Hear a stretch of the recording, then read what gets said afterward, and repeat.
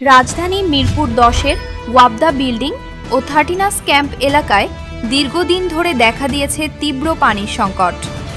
পানির সংকটে চরম দুর্ভোগে পড়েছেন ক্যাম্পের বাসিন্দারা।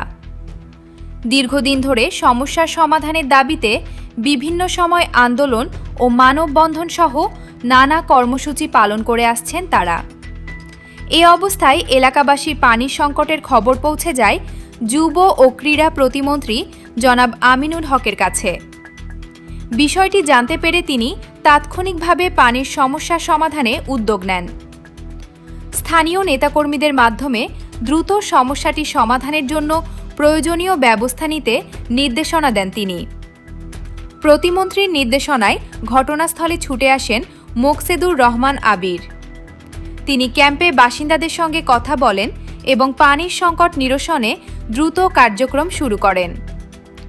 মোকসেদুর রহমান আবির জানান, দীর্ঘদিনের এই পানির সমস্যা সমাধানে কাজ চলছে। দ্রুত সময়ের মধ্যেই এলাকাবাসীর পানির সংকটের সমাধান হবে ইনশাআল্লাহ। দীর্ঘদিনের দুর্ভোগের পর পানির সমস্যা সমাধানে উদ্যোগ নেওয়ায় স্বস্তি ফিরবে বলে আশা করছেন স্থানীয় বাসিন্দারা। আমরা এখানে যেখানেই সমস্যা পাই সেখানেই জননেতা জনাব আমিনুল হক সে নিজে অথবা তার প্রতিনিধির মাধ্যমে সমস্যার সমাধান করার চেষ্টা করেন।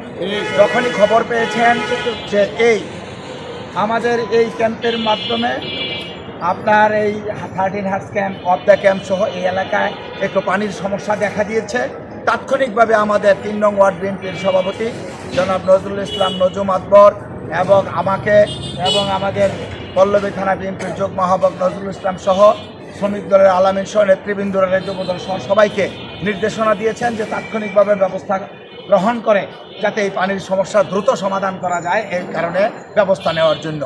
মাননীয় প্রতিমন্ত্রী জনাব আমিনুল হক ইতিমধ্যে ঢাকার ওয়াসার চেয়ারম্যান এবং এমডির সাথে কথা বলেছে এবং আমিও নিজেও আমাকে বলেছে কথা বলার জন্য এক্সিএন সহ দায়িত্বপ্রাপ্ত ওয়াসার কর্মকর্তাদের সাথে আমরা কথা বলেছি।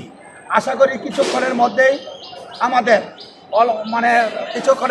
আমাদের এই সমস্যার সমাধান হবে বলে ওয়াসা কর্তৃপক্ষ আমাদেরকে আশ্বস্ত করেছে।